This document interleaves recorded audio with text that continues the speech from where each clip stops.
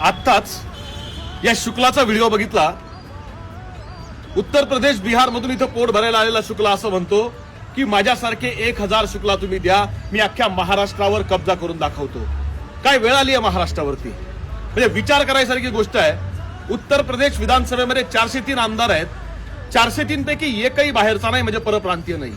बिहारच्या नुकत्याच निवडणुका पार पडल्या, 243 आमदार निवडून आले, त्यापैकी एकही परप्रांतीय नाही। म्हणजे बिहारमध्ये 2 IAS अधिकाऱ्यांनी नोकरीचा राजीनामा देऊन निवडणूक लढवली होती।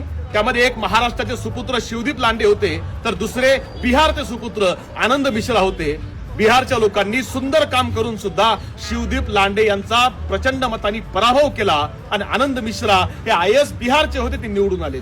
म्हणजे परिस्थिती अशी आहे की UP बिहारमध्ये बाहेरचा माणूस आमदार म्हणून निवडून आलेला चालत नाही, पण महाराष्ट्रामध्ये मुंबईमध्ये 2 पेक्षा जास्त खासदार परप्रांतीय आहेत, 19 पेक्षा जास्त आमदार हे परप्रांतीय आहेत, 46 पेक्षा जास्त नगरसेवक हे परप्रांतीय आहेत। आणि येणाऱ्या निवडणुकीमध्ये ते किती निवडून येतील हे आज सांगता येत नाही, कारण त्यांची भाषा जर बघितली तर असं वाटतंय की येणाऱ्या काळामध्ये यांची संख्या किती वाढणार आहे। माझी मराठी माणसाला विनंती आहे की आपला विचार, आपली संस्कृती आपल्याला जतन करायची असेल तर त्याकरता आपल्याला एकजूट राहावंच लागेल, वागावं लागेल, त्याशिवाय हे शक्य नाही। कारण आम्ही भारतीय संविधानाला मानणारी माणसं आहोत।